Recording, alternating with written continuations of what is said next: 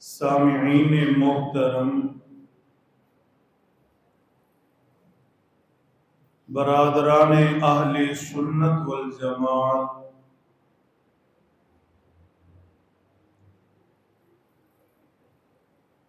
اللہ جل شانہ کے فضل و احسان سے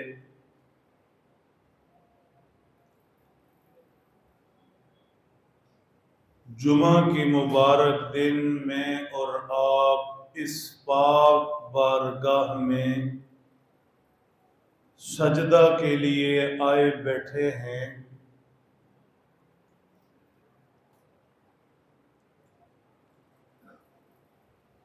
اللہ کے حضور حاضری سجدہ کی توفیق بہت بڑی دولت، سعادت، خوش نصیبی ہے۔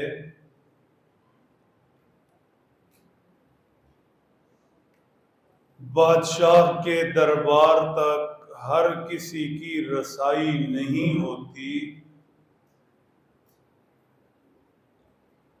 جس خوش نصیب کو اجازت ہو بادشاہ کی طرف سے اس پر نظر کرم ہو،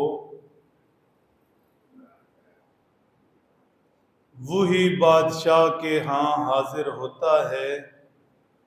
اللہ بادشاہوں کے بادشاہ کے گھر پہنچنا، نیکی، عبادت، سجدہ کی توفیق کا مل جانا بہت بہت بڑی سعادت مندی ہے۔ اللہ مرتے دم تک اس گھر سے ہمارا رشتہ قائم رکھیں، نیکی، عبادت، سجدہ کی توفیق ملتی رہے، ایمان پر جئیں، پاک کلمہ پر موت نصیب ہو۔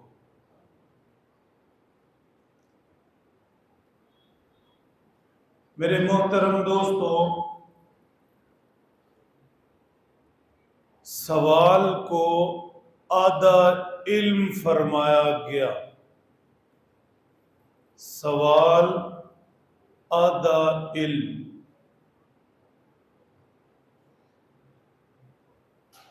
سوال سیکھنے کا ذریعہ ہے، سوال علم کا دروازہ ہے۔ قرآن پاک میں حکماً ارشاد فرمایا کہ جو لوگ علم والے نہیں ہیں وہ علم والوں سے سوال کرتے رہے، پوچھتے رہے، سیکھتے رہے، ان سے رہنمائی لیتے رہے۔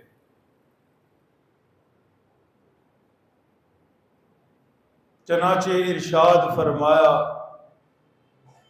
فَاسْأَلُوا أَهْلَ الذِّكْرِ إِن كُنتُمْ لَا تَعْلَمُونَ، اگر تم جانتے نہیں، علم والے نہیں، تو پھر جاننے والوں سے، علم والوں سے پوچھتے رہا کرو۔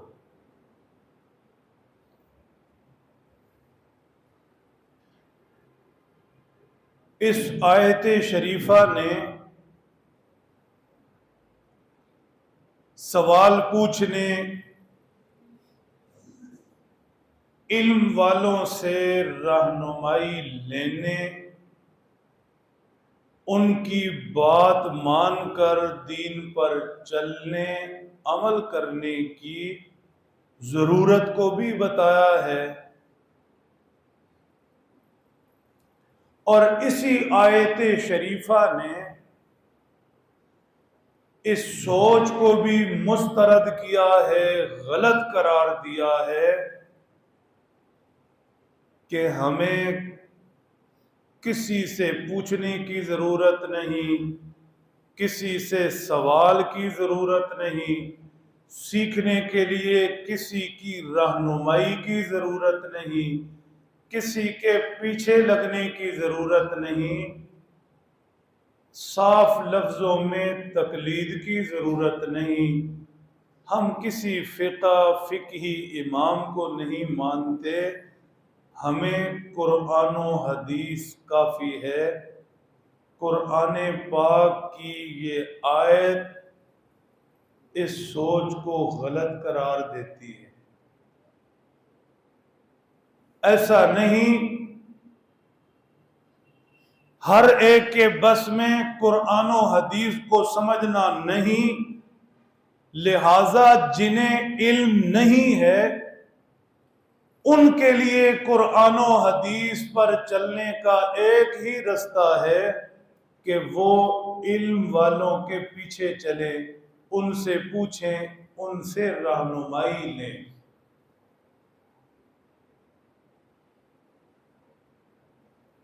حضرات صحابہ کرام رضی اللہ تعالیٰ عنہم اجمعین پیارے نبی صلی اللہ علیہ وسلم سے سوال کرتے تھے، سیکھتے تھے، رہنمائی لیتے تھے۔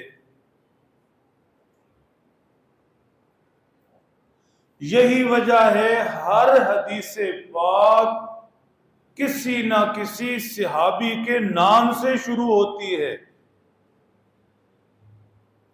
حضرت انس سے روایت، حضرت عبداللہ ابن عمر سے روایت، حضرت ابو ہریرہ سے روایت، دوسرے صحابہ کرام۔ یہ کہنا کہ ہم سیدھا قرآن و حدیث کو مانیں گے، تو بھائی قرآن و حدیث کن کے ذریعے پہنچا؟ اگر صحابی کا واسطہ نہ ہو تو پھر حدیث تو امت تک پہنچ ہی نہیں سکتی۔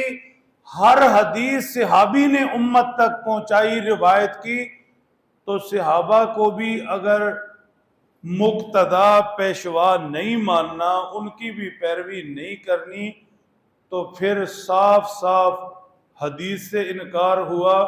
حدیث کس نے بتائی، کس نے پہنچائی؟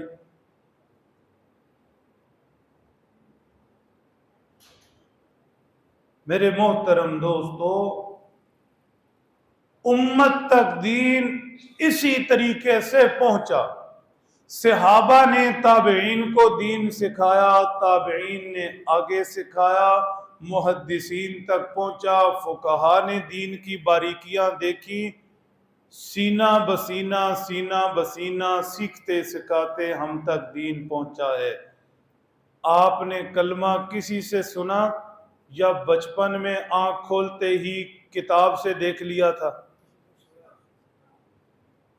نماز قرآن و حدیث سے براہ راست سیکھ کر پڑھنی شروع کی یا کسی استاد کی رہنمائی میں؟ جنازہ، وضو، روزہ، دین کا ہر مسئلہ وہ ہمیں ہمارے استادوں نے سکھایا، انہوں نے رہنمائی کی۔ لہذا سیکھنے سکھانے سے بے نیاز ہونا یہ صحیح سوچ نہیں ہے۔ سیکھنا پڑے گا، رہنمائی لینی پڑے گی۔ حضرات فقہائے کرام امت کے بڑے لوگوں میں سے تھے، امت کی رہنمائی فرمائی، امت ان کی رہنمائی میں ہی قرآن و حدیث پر عمل پیرا ہے۔ بات پوری سمجھنی چاہیے۔ یہ جمعہ کا جو بیان ہو رہا ہے، مساجد میں درس قرآن ہوتے ہیں، دوسرے بیانات، اگر براہ راست قرآن و حدیث کافی ہے اور درمیان میں کسی صحابی، کسی فقیہ، کسی بزرگ کی ضرورت نہیں، تو پھر بتائیے جمعے کے بیان کی ضرورت ہے؟ درس قرآن کی ضرورت ہے؟ علماء کے بیانات کی ضرورت ہے؟ نہیں رہتی۔ جب قرآن و حدیث ہی کافی ہے تو پھر درمیان میں کوئی واسطہ نہیں۔ جب قرآن و حدیث کے ساتھ صحابہ کو درمیان میں ڈالنے کے لیے تیار نہیں، فقہا کو ڈالنے کے لیے تیار نہیں، امت کے بڑوں بزرگوں محدثین اولیاء کو ڈالنے کے لیے تیار نہیں، تو 2024 کے علامہ صاحب کی بات کیوں سنتے ہیں؟ پھر جمعے کے بیانات ختم فرما دیں. تو بات سمجھیے، دین سیکھنے کا، امت تک پہنچنے کا، آگے چلنے کا ایک ہی ذریعہ ہے. جنہیں علم نہیں وہ علم والوں سے پوچھیں، ان سے رہنمائی لیں، سیکھیں. یہ ضابطہ صرف دینی معاملات میں ہی نہیں، جتنے بھی دنیاوی فنون ہیں، علوم ہیں، سب کے اندر ہے. کیا میڈیکل کی صرف کتاب پڑھ کر کوئی ڈاکٹر بن سکتا ہے؟ کیا لا کی صرف کتاب پڑھ کر کوئی وکیل بن سکتا ہے؟ کیا سائنس کی کوئی کتاب پڑھ کر کوئی سائنسدان، انجینئر کسی دوسرے شعبے میں مہارت حاصل کر سکتا ہے؟ نہیں کر سکتا. کتاب صرف کافی نہیں ہوتی، تحریر لفظ کافی نہیں ہوتے، سمجھانے والا بھی چاہیے ہوتا ہے، رہنمائی کرنے والا، ہاتھ پکڑ کر چلانے والا.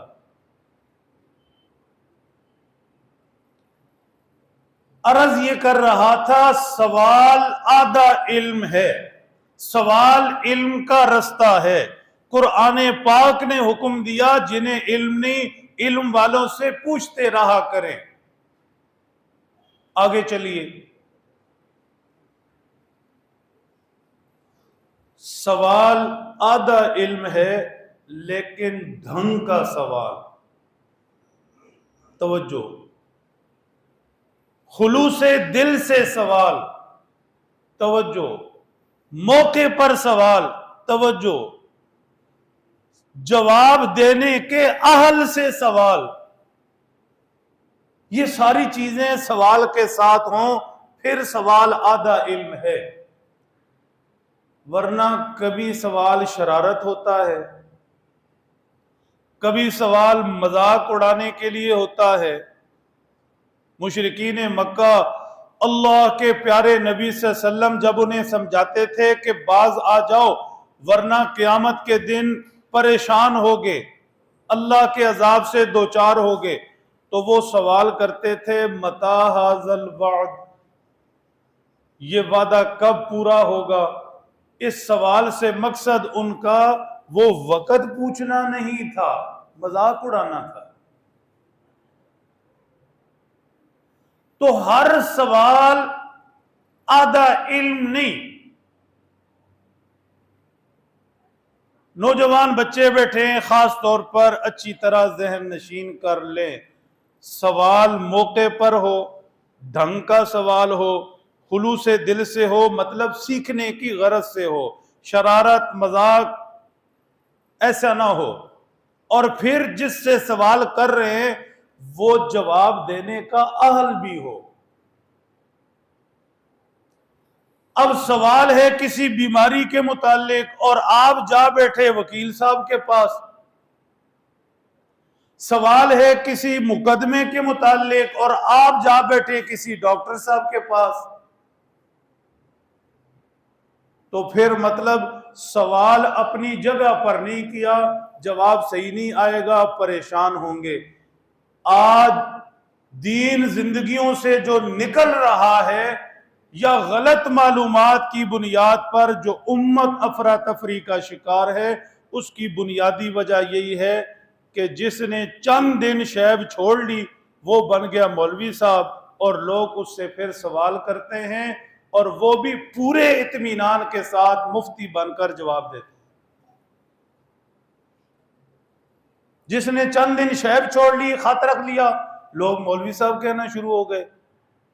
اب جو اوٹ پٹانگ وہ کہے گا وہ مولوی کی بات سمجھی جائے گی، مولوی کے سر تھوپی جائے گی اور کہا جائے گا جی میں نے تو مولوی صاحب سے بات کی ہے. اس لیے جس سے سوال ہو رہا ہے وہ جواب دینے کا اہل ہو، اس فیلڈ کا ہو، اس شعبے کا ہو، اس کی باریکیاں سمجھتا ہو. پھر خالی علم والا بھی نہیں. بات میں ذرا مشکل طرف لے گیا، واپس آتا ہوں. خالی علم والا بھی نہیں. ہمارے بزرگوں میں کیا باتیں کر گئے ہیں، حیران کن. حکیم الامت حضرت مولانا شاہ اشرف علی تھانوی رحمۃ اللہ علیہ فرمایا ایک من علم ہو، نفع اس ایک من علم سے امت کو تب ہوگا جب 7-10 من عقل ہو۔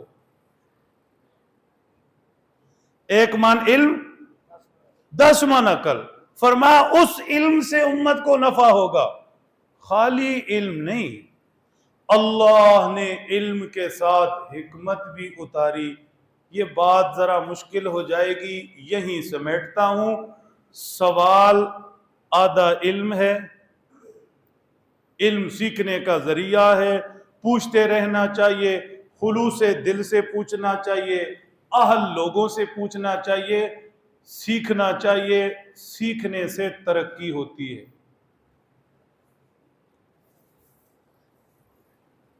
حضرات صحابہ کرام، کیا اللہ نے انہیں عظمتیں بخشی؟ میں اور آپ اگر کسی مسئلے میں کنفیوژن کا شکار ہیں، معلومات نہیں رکھتے، تو میں اور آپ آج کے علم والوں سے پوچھتے ہیں وہ کتنے سعادت مند تھے کہ جب انہیں کچھ پوچھنا ہوتا تو اس ہستی سے پوچھتے تھے کہ براہ راست جس کے سینے پر اللہ کا علم اترتا تھا۔ اللہ کے بعد سب سے زیادہ علم والی ذات امام الانبیاء والمرسلین جناب محمد الرسول اللہ صلی اللہ علیہ وسلم، صحابہ کی عظمت، خصوصیت، اعزاز ہے کہ وہ براہ راست علوم نبوت سے فیض پاتے تھے۔ حضرات صحابہ کرام کے سوالات بڑے کمال کے ہوتے تھے، میں مزید اب اس میں نہیں جاؤں گا۔ صحابہ امت کے محسن ہیں، صرف ان کے جن سوالوں کو اللہ نے قرآن میں ذکر کیا اور پھر ان کے جوابات ذکر فرمائے، کمال کمال کمال۔ صحابہ کے وہ سوالات امت پر آج بھی قرض ہیں، ان کا احسان ہے۔ انہوں نے پوچھا، علم کے دروازے کھلے، انہوں نے پوچھا، وحی الہی اتری، انہوں نے پوچھا، آج قرآن بن کر ہماری رہنمائی ہو رہی۔ کاش وقت ہوتا تو مزید اس کو کھولتے، آگے چلتے ہیں۔ صحابہ کرام چند لفظی سوال کرتے تھے، چند لفظی سوال، پھر دماغ میں بات آ جاتی ہے، کہنی پڑ جاتی ہے، کچھ پڑھے لکھے چہرے نظر آ جاتے ہیں پڑھنے پڑھانے والے، تو دل میں آتا ہے کہ چلیں یہ بات بھی ان کے سپرد کر دیں۔ سوال ٹو دا پوائنٹ ہو، مختصر، اور سوال سوال ہی ہو، ایسے نہیں کہ سوال شروع کیا اور اس کے اندر ہی تحقیق شروع کر دی، بحث شروع کر دی، سوال کو کھینچ کھینچ کر اس کے اندر ہی جواب بھی شروع کر دیا، ایسے نہیں۔ سوال سوال ہو، 4 لفظوں کا سوال۔ اب دیکھیے ذرا، حضرات صحابہ کرام نے ایک سوال پیارے نبی صلی اللہ علیہ وسلم سے کیا، چند لفظی سوال ہے لیکن سوال کی گہرائی دیکھیے۔ پوچھا وَإِذَا سَأَلَكَ عِبَادِي عَنِّي، اس کے اندر ہی سوال، یا رسول اللہ صلی اللہ علیہ وسلم، ہم نے اپنے رب سے ملنا ہوتا ہے، اس کی عبادت کرنی ہوتی ہے، اپنے رب سے ہم نے مانگنا ہوتا ہے، ہم کلام ہونا ہوتا ہے، رب سے ہم نے باتیں کرنی ہوتی ہیں، ہمیں فرمائیے کہ رب کہاں ہے؟ دور ہے کتنا دور تاکہ اس حساب سے ہم آواز اونچی کریں، قریب ہے کتنا قریب تاکہ اس حساب سے ہم آواز آہستہ کریں، سرگوشی کریں۔ دوسرے لفظوں میں، اے اللہ کے پیارے نبی صلی اللہ علیہ وسلم، جس رب کے آپ قریب ہیں، ہمیں بھی اس کا قرب چاہیے۔ اور آسان لفظوں میں، اللہ کے پیارے نبی صلی اللہ علیہ وسلم قرب الہی کا رستہ بتا دیں، جس پر چلیں تو رب تک پہنچ جائیں۔ الفاظ کوئی سے بھی چن لیں جو آسان لگے، سوال اتنا سا ہے، اے اللہ کے حبیب صلی اللہ علیہ وسلم، جس اللہ کی طرف بلاتے ہیں قولوا لا الہ الا اللہ، وہ اللہ کہاں ہے؟ پوری طرح توجہ رکھیے۔ اس آیت شریفہ میں اللہ جل شانہ نے اپنے تک پہنچنے کے دو رستے بتائے ہیں۔ توجہ بہت زیادہ ہوگی تو بہت لطف آئے گا، بات سمجھیں گے۔ دو رستے بتائے ہیں، دو رستے کہہ لے، دو طریقے کہہ لے، دو ذریعے کہہ لے، قرب الہی جسے چاہیے اسے دو کام کرنے پڑیں گے، چلو یوں کر لیں۔ اور آسان تعبیر، جو رب تک پہنچنا چاہتا ہے دو کام کرے۔ پہلا کام وَإِذَا سَأَلَكَ، اے ہمارے محبوب صلی اللہ علیہ وسلم، وہ پہلے آپ کے در دولت پر آئے۔ جو رب تک پہنچنا چاہتا ہے پہلے در نبوت پر آئے۔ آپ کے حضور جس طرح یہ صحابہ سوال کر رہے ہیں، رب تک پہنچنے کا آپ سے رستہ مانگ رہے ہیں، اس طرح آپ کی بارگاہ نبوت کا سوالی بنے۔ براہ راست اللہ تک پہنچنے کا کوئی رستہ، کوئی ذریعہ، کوئی طریقہ نہیں ہے۔ 1.25 لاکھ پیغمبر اللہ نے دنیا میں بھیجے، کیوں بھیجے؟ انہیں بتایا جاؤ اپنی اپنی امتوں کو، لوگوں کو میرا رستہ دکھاؤ، میرا تعارف کرواؤ، میری عبادت سے شناسا کرواؤ۔ 1.25 لاکھ پیغمبر اپنی امتوں کے لیے رب تک پہنچنے کا دروازہ اور ذریعہ تھے۔ ایسے ہی امام الانبیاء والمرسلین صلی اللہ علیہ وسلم نے دعوت دی کس چیز کی؟ لا الہ الا اللہ، لا الہ الا اللہ، لا الہ الا اللہ۔ اور اس کے لیے رستہ کیا بتایا، ذریعہ کیا بتایا؟ محمد الرسول اللہ، محمد الرسول اللہ، محمد الرسول اللہ۔ اس لیے اللہ تک پہنچنے کا پہلا ذریعہ واضح طور پر فرما دیا کہ تمہیں خدا تک پہنچنا ہے تو بارگاہ رسالت آنا پڑے گا، در نبوت پر، در دولت پر حاضر ہونا پڑے گا۔ آپ کی رہنمائی چاہیے ہوگی، نبوت کی انگلی پکڑو گے پھر اپنے رب تک پہنچو گے۔ جوگی بن کر پھرنا، ملنگ بن پر پھرنا، نشوں میں مدہوش ہونا، جنگلوں کی خاک چھاننا، یہ اللہ تک پہنچنے کا ذریعہ نہیں ہے، یہ دماغ کی خرابی ہے۔ ایک تصور یہ بنا ہوا ہے، ہر جگہ نہیں، شاید آپ واقف ہوں شاید نہ ہوں، کہ یہ جی کیا ہو رہا ہے، ولایت کی منزلیں طے ہو رہی ہیں، جسے نہ اپنا پتہ، نہ اپنی صفائی ستھرائی پاکی پلیتی کا پتہ، لوگ بھی انہیں کہتے ہیں یہ پہنچا ہوا ہے۔ حد ہو گئی۔ اللہ کا قرب، ولایت، خدا تک پہنچنا، اس کا رستہ رسول پاک صلی اللہ علیہ وسلم کے پاک طریقے ہیں، پاک سنتیں ہیں، آپ کے پاک نقش قدم ہیں، آپ کی اتباع اور پیروی ہے، آپ کی بارگاہ میں حاضری حضوری پہنچنا ہے۔ اس بارگاہ سے ادھر ادھر ہو کر کوئی جنگلوں میں پھرے اور کوئی سر کے اور داڑھی کے بال بڑھا لے اور اپنے طور پر سائیں ملنگ پہنچا ہوا کچھ بھی پہنچ لے، اللہ تک نہیں پہنچ سکتا۔ اللہ تک پہنچنے کا بنیادی رستہ کیا ہے؟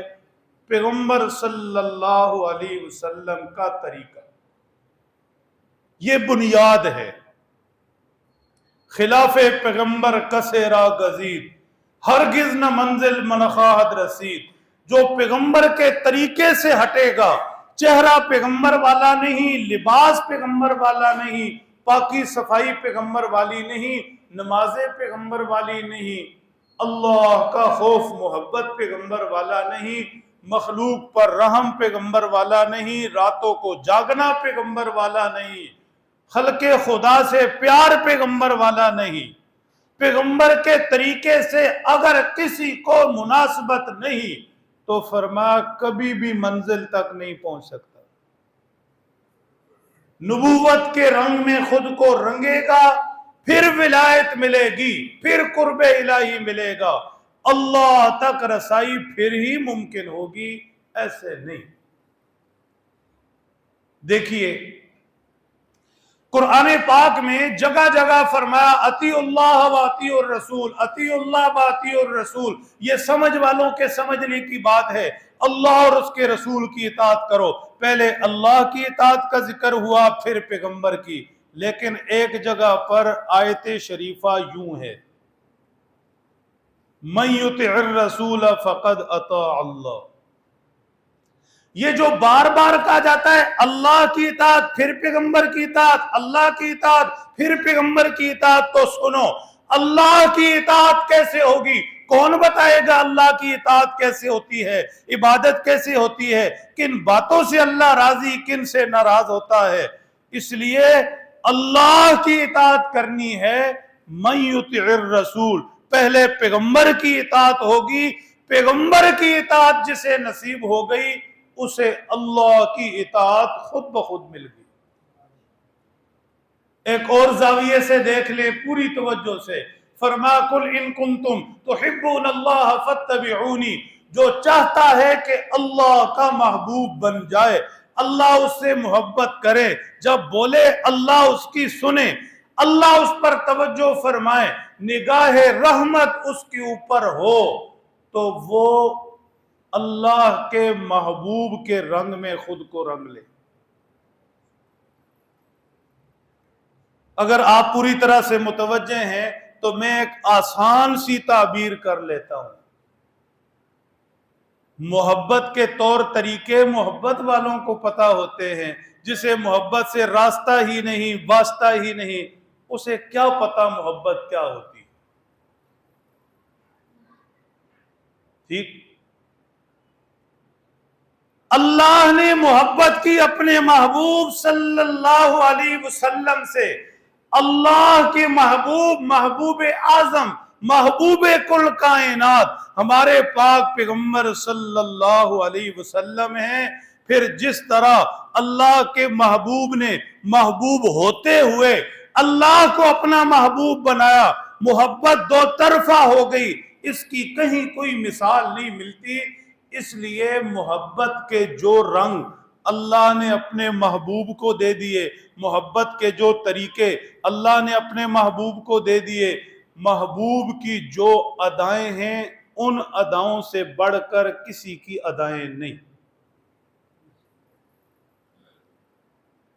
چھوٹا سا بچہ ہوتا ہے، وہ آپ کی داڑھی کھینچتا ہے اگر ہو تو، نہیں تو پھر کان کھچتا ہے، وہ آپ کو دھپڑ بھی مارتا ہے،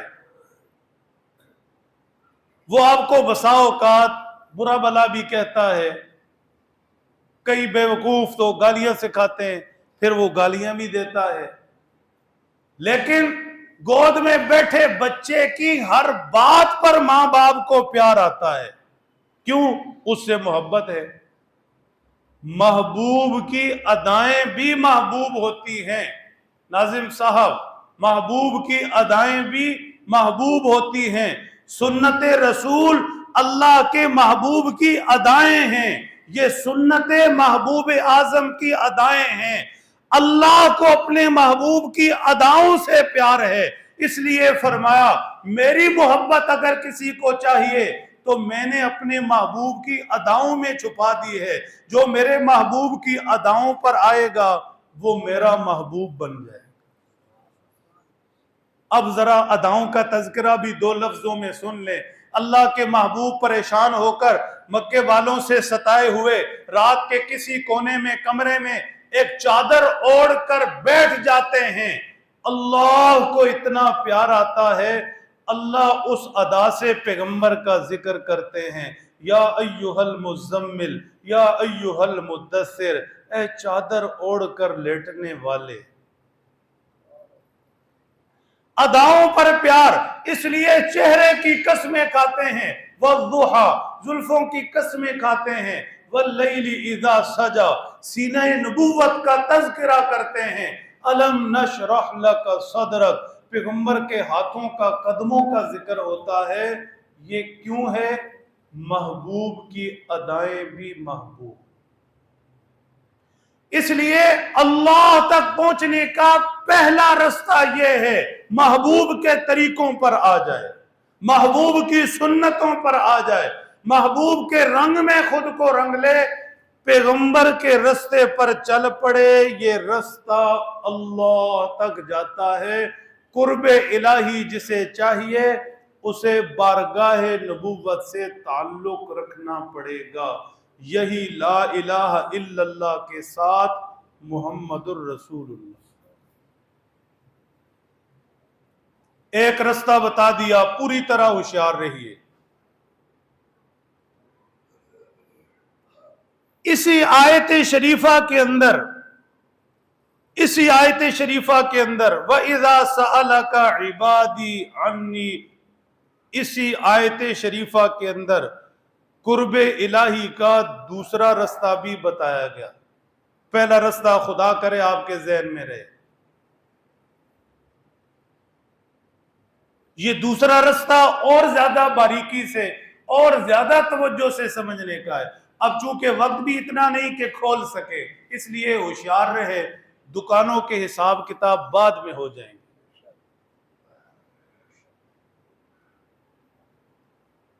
میرے محترم دوستو، اللہ کے قرب کے سوالی بن کر صحابہ آئے، پہلی بات سمجھا دی، قرب الہی وہ بارگاہ رسالت سے ملے گا، ادھر ادھر سے نہیں۔ دوسرا اسی آیت شریفہ میں سمجھا دیا کہ جو اللہ کے قرب کا سوالی بن کر آئے اسے کہیں دل سے باقی سوال نکل دے۔ قرب الہی کی خواہش ہے تو پھر دل سے باقی خواہشیں نکال دے۔ اگر ہماری تلاش ہے ولایت چاہیے تو پھر دل سے باقی ساری تلاشیں ختم کر دے۔ اگر ہم ہی مقصود ہیں تو کوئی اور مقصود نہیں، ہم ہی مطلوب ہیں تو کوئی اور مطلوب نہیں۔ ولی ہواؤں میں اڑنے والا نہیں ہوتا، ولی وہ ہوتا ہے جس کا ایک کے سوا کوئی نہ ہو۔ بس ہر تمنا دل سے رخصت ہو گئی، اب تو آجا، اب تو خلوت ہو گئی۔ یہ دل جب خالی ہو جائے گا ہر چیز سے، میں اور آپ تو اس وقت کلو ٹماٹر 2 کلو پیاز سے ہی نہیں نکل رہے، بڑی بڑی خواہشیں تو بعد کی ہیں، وہ پتہ نہیں کیسے نکلیں گی۔ صبح سے رات تک آٹا، گھی، دال، چاول، کرائے کا ہے تو وہ پکے کی طرف، اپنے مکان کی طرف، چنگی سے پاک عرب کی طرف، سموسے، پکوڑے، دہی بلے، پیزا، ہم تو اسی سے نہیں نکل رہے ہیں۔ کچھ بھی جب یہاں نہیں ہوگا، کوئی بت نہیں۔ بت صرف وہ نہیں تھے جو لکڑی کے پتھر کے بنا کر ٹانگ دیے جاتے تھے، چلنے پھرنے والے بت بھی ہیں، منجمد بت بھی ہیں۔ جب یہ صرف میرے لیے دھڑکے گا تو میں خود اس میں آ بسوں گا۔ پوری توجہ، جب یہ میرے لیے دھڑکے گا اور یہ خالی ہو جائے گا اور کوئی اس میں نہیں رہے گا اور کسی کی تلاش، کسی کی خواہش نہیں رہے گی، اس لیے تو کلمے کا آغاز ہی لا سے کیا۔ جب کوئی نہیں ہوگا لا الہ لا الہ لا الہ، کوئی معبود نہیں، کسی کو سجدہ نہیں، کسی کی عبادت نہیں، کوئی طاقت نہیں، کسی کی طاقت نہیں، کوئی سہارا نہیں، کسی کی امید نہیں۔ جب سارے اس دل سے نکلیں گے تو پھر الا اللہ، صرف اللہ، صرف اللہ۔ ہر تمنا دل سے رخصت ہو گئی، اب تو آجا، اب تو خلوت ہو گئی۔ ایک چھوٹی سی مثال دے دوں، جو سوالی ہوتا ہے، سوالی، یہ اگر عادی سوالی ہو، نمبر ایک، سوالی اگر ہر ایک سے مانگنے والا ہو، نمبر دو، سوالی اگر بہت سی خواہشیں پالنے والا ہو، ہر جگہ ہاتھ پھیلا دے، تو یہ پروفیشنل بھکاری بن جاتا ہے۔ پروفیشنل بھکاری کو بڑے سے بڑا سخی 10 20 یا زیادہ سے زیادہ 50 دیتا ہے۔ اسے پتا ہے پروفیشنل آدمی ہے، سارا دن تو اس نے مانگنا ہے، مستحق ہے نہیں ہے، روزگار ہی مانگنا ہے، دو اور آگے چلو۔ یہ کون سا سوالی ہوتا ہے؟ ہر کسی سے سوال کرتا ہے، ہر ایک چیز کا سوال کرتا ہے، یہ پروفیشنل سوالی ہے، بھکاری ہے، اسے 10 20 دیے جاتے ہیں، جان چھڑائی جاتی ہے۔ ایک سوالیے سے ہوتا ہے کہ آپ کا دروازہ بجا، آ کر اس نے آپ سے کہا کہ پریشانی میں پھنس گیا، گھر میں بیماری آ گئی، اب کوئی اور رستہ نہیں ہے، کسی سے جا کر مانگ نہیں سکتا، شرم کا معاملہ ہے، عزت کا معاملہ ہے۔ آپ بھی سمجھتے ہیں کہ واقعی معاشرے کے عزت دار آدمی ہے، اب کسی کے سامنے ہاتھ نہیں پھیلا سکتا، اب میرے پاس آیا ہے تو مطلب مجھ سے امید لگائی، مجھے عزت دی ہے، تو اب آپ اسے 10 20 دے کر رخصت کرتے ہیں؟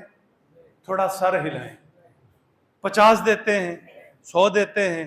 نہیں، آپ کی کوشش یہ ہوتی ہے کہ یہ صرف میرے پاس آیا، مجبور ہو کر میرے پاس آیا، مجھ سے امید میرے سوا کوئی نہیں، عزت سے ڈرتا ہے کہیں گیا بھی نہیں، تو اب آپ اپنی عزت بچانے کے لیے آپ چاہتے ہیں کہ میں اس کے ساتھ اتنی مدد کروں کہ اسے کہیں جانا نہ پڑے۔ ہر تمنا دل سے رخصت ہو گئی، بڑا لطف آ رہا ہے معیز آج اس شعر کا، ہر تمنا دل سے رخصت ہو گئی، اب تو آجا، اب تو خلوت ہو گئی۔ اس دل سے جب سارے سوال ختم ہو جائیں، یہ دل جب کسی سے امید چھوڑ دے، ایک در کا سوالی اور ایک سے سوال کرنے والا بن جائے، تو پھر اس کے ساتھ پروفیشنل بھکاریوں جیسا معاملہ نہیں ہوتا۔ اللہ اپنے علم سے جان لیتے ہیں یہ مجھے سے مانگتا ہے، اس کا دل میرے لیے ہی دھڑکتا ہے، اسے صرف مجھے سے امیدیں ہیں، میں ہی اس کا سہارا ہوں۔ پھر وہ للہ ملک السماوات والارض، للہ خزائن السماوات والارض، وہ خزانوں، ملک، مال و ملک کا بادشاہ رب، پھر اسے اتنا دیتا ہے کہ کہیں جانے کی ضرورت ہی۔ کرب طلب ساری طلبوں سے مجھ کو، الہی رہوں ایک طلبگار تیرا، کرب خبر ساری خبروں سے مجھ کو، الہی رہوں ایک خبردار تیرا۔ میرے محبوب، جسے قرب الہی چاہیے، پہلا رستہ یہ ہے کہ آپ کے در پر سوالی بن کر آئے، آپ تک رستہ بارگاہ نبوت سے ہو کر جائے گا، لا الہ الا اللہ کے ساتھ محمد الرسول اللہ، اتباع سنت ہی ولایت ہے، اس کے علاوہ نہیں۔ اور دوسری چیز سمجھائی کہ اگر ہمیں چاہتا ہے تو پھر ہمیں ہی چاہے، ہمارا سوال ہے تو پھر ہمارا ہی سوال، ضرورتیں اپنی جگہ پر ہیں، لیکن زندگی ساری مال پیسے اولاد کے لیے نہ جیے، ہمارے لیے جیے۔ تلاش ہو تو صرف ہماری، گوگل پر ایک وقت میں ایک چیز سرچ ہوتی ہے یا کافی ساری؟ جو استعمال کرتے ہیں وہ بتائیں. ایک وقت میں ایک چیز. یہ دل کا سرچنگ گوگل جب ایک چیز کو سرچ کرے گا، اللہ اللہ اللہ، اللہ کی محبت، اللہ کو پانے کی خواہش، اللہ کو رستہ، تو اسے اللہ کی ذات تک رسائی ہوگی. اگر یہ دل مسلسل کئی چیزوں کی سرچنگ پر لگا ہے اور یہ دل کئی چاہتوں میں ڈوبا ہوا ہے اور کئی خواہشوں میں رنگا ہوا ہے، تو پھر رزلٹ کچھ نہیں آئے گا.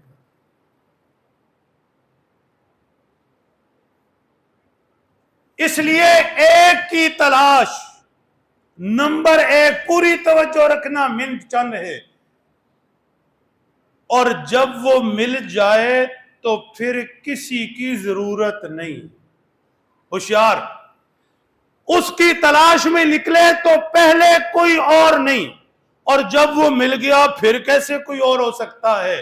اس لیے ولی ولایت سے پہلے صرف اس کی کھوج میں رہتا ہے. عہدہ، منصب، اپنی عزت، ترقی، شیخ، حضرت، پیر صاحب، ہاتھ چومنا، پیسہ، کچھ بھی اس کی خواہش نہیں ہوتی. اور جب وہ مل جائے پھر تو مخلوق پر نظر ویسے ہی اٹھ جاتی ہے. جسے اللہ کے نظارے مل گئے وہ مریدوں کی چاپلوسی پر خوش ہوگا، جبے پر خوش ہوگا، مریدوں کے کھانے پینے پر خوش ہوگا. جسے وہ نظارے مل گئے، دنیا میں زمین کے کوئی نظارے اس کی آنکھوں کو اچھا نہیں لگتے. تیرے سوا بھی کئی رنگ خوش تھے، مگر جو تجھے دیکھ چکا ہو اور کیا دیکھے. ایک مثال سمجھ لیں، وقت تو نہیں ہے، بہرحال آج دھوپ بھی نہیں ہے، اس لیے 2 منٹ اوپر ہو جائیں کوئی بات نہیں. کسی شخص کا خدا نہ خواستہ بیٹا گم ہو جائے، اچانک سے دکان پر بیٹھا ہے، اسے گھر والی نے اطلاع کی کہ 5 سالہ بچہ 4 گھنٹے سے گھر نہیں آیا، گم ہو گیا ہے. وہ گھر والی سے یہ کہے گا نا، اچھا دکان بند کر کے آؤں گا؟ سر ہلا دیں. وہ کہے گا نہیں ابھی تو تھوڑے سے گاہک ہیں، میں پھر آؤں گا. وہ کہے گا نہیں آج کوئی طبیعت ٹھیک نہیں ہے، سر میں درد سا ہو رہا ہے، تو پھر میں جب طبیعت ٹھیک ہو جائے پھر آؤں گا. ایسے کہے گا نا. دفتر میں بیٹھے آج کام بہت ہے، پتہ ہی نہیں چل رہا، ذرا کام سے ویلا ہو جاؤں پھر آؤں گا. وہ کہے گا کہ ٹی وی پہ پروگرام چل رہا ہے، میچ چل رہا ہے، دوستوں سے گپ شپ ہے، یا مجھے نیند آئی ہے پھر آؤں گا. ایسے کہے گا نا. کیا کرے گا؟ سب کو چھوڑے گا، بچے کے پیچھے بھاگے گا.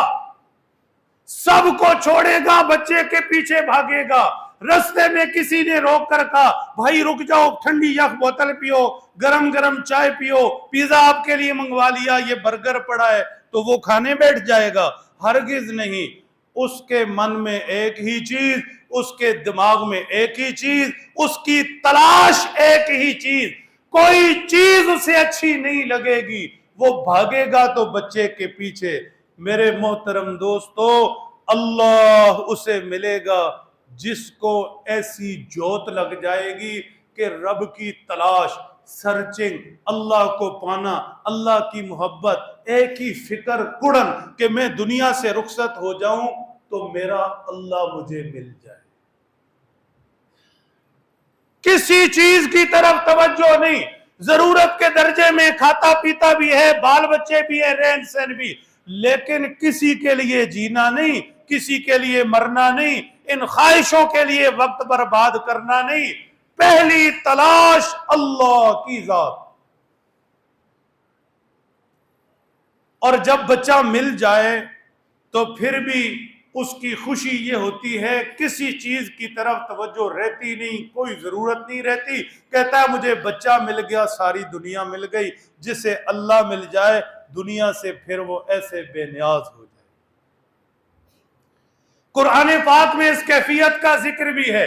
الذین یذکرون اللہ قیاما وقعودا وعلی جنوبہم، جو اللہ کو یاد کرتے ہیں، من میں رب کو بساتے ہیں، دل کا اللہ کی محبت سے بھرا ہے، اللہ کی یاد میں تڑپتے ہیں، وہ کھڑے ہوں تب بھی اسے یاد کرتے ہیں سراپائے ادب بن کر، اور جب وہ بیٹھے ہوں تب بھی اسے یاد کرتے ہیں سراپائے عجز و انکسار بن کر، اور جب وہ لیٹے ہوں تب بھی اسے یاد کرتے ہیں جس طرح مچھلی بغیر پانی کے تڑپتی ہے، جس طرح کوئی سچا عاشق ہجر میں محبوب کے فراق میں تڑپتا ہے، ایسے ہی اسے چین نہیں آتا۔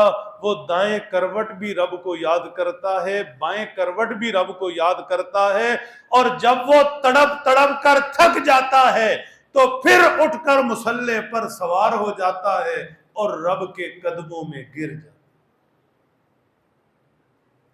ٹھیک، دو ذریعے ہیں، دو ذریعے پھر سے سمجھ لے اچھی طرح۔ پہلا ذریعہ بارگاہ نبوت تک رسائی، پاک پیغمبر کی پاک سنتوں پر آنا، پھر اللہ کا قرب ولایت سب کچھ ملے گا۔ دوسرا رستہ یہ ہے سوال میں مخلص ہو، سوال میں مخلص ہو، کھرا ہو، سوال میں ملاوٹ نہ کرے، تلاش میں مخلص ہو۔ سوال ہے، تلاش ہے، قرب چاہیے تو ایک ہی ذات کا، تمنا خواہش ہے تو بس اللہ کی۔ اور فرمایا جب یہ دو رستے پالے، وَإِذَا سَأَلَكَ عِبَادِي عَنِّي، جب یہ دو رستے پالے اور دو باتیں مان لے اور دو کام کر لے، فَإِنِّي قریب، میں پھر اس کے قریب ہو جاتا ہوں۔ قرب الہی پر کاش وقت ہوتا تو میں بات کرتا، ساری باتوں کو ایک طرف رکھتے ہوئے ایک اللہ والے کا قول سنا دیتا ہوں، دل میں کہیں بٹھا لو، نقش کر لو۔ جسے قرب الہی مل جائے، اللہ کی ذات مل جائے، پھر کیا ہوتا ہے اور قرب کیسا ملتا ہے، کتنا ملتا ہے، قرب کی کیا لذت ہے۔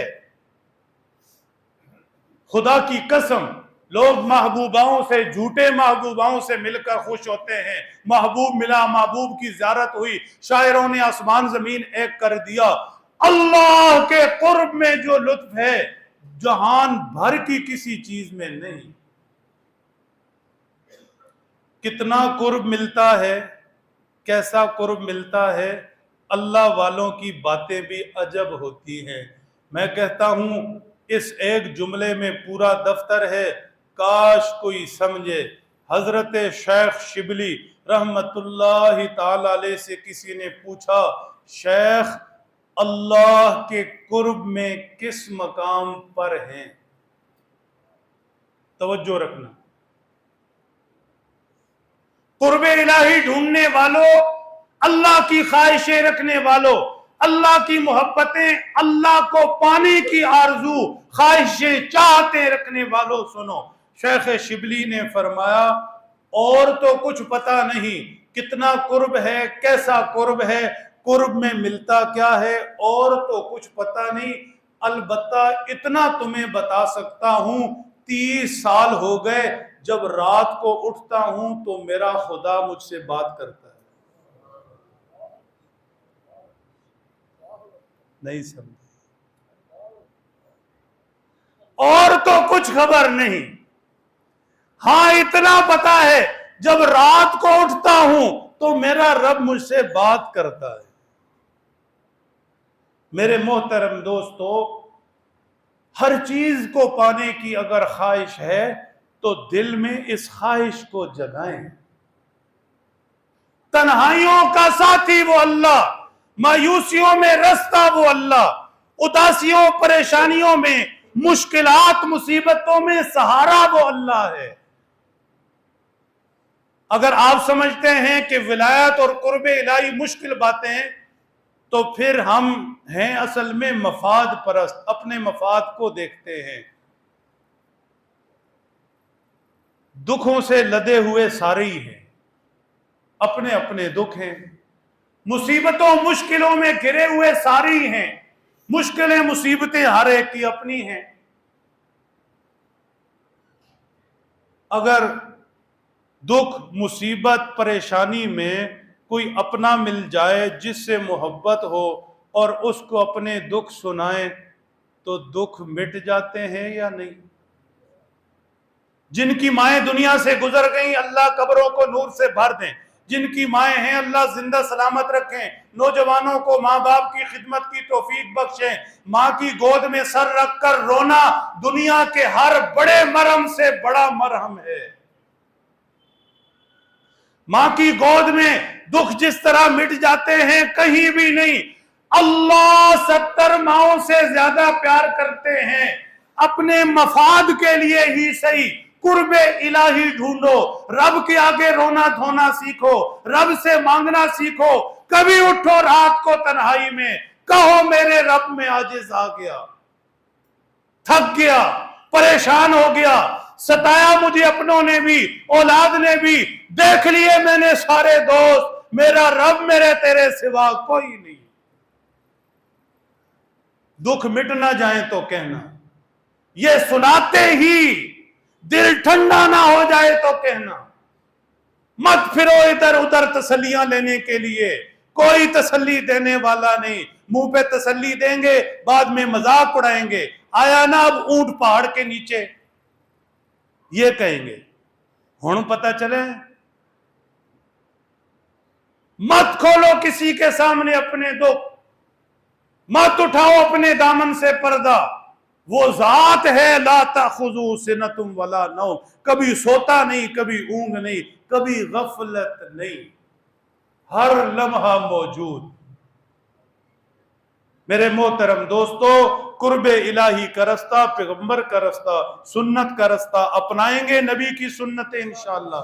قرب الہی کا رستہ صرف ایک اللہ کو چاہنے کا رستہ، چاہیں گے ایک اللہ کو، اللہ کی یاد میں بیٹھیں گے تسبیح لے کر، اللہ سمجھ دیں، عمل کی توفیق۔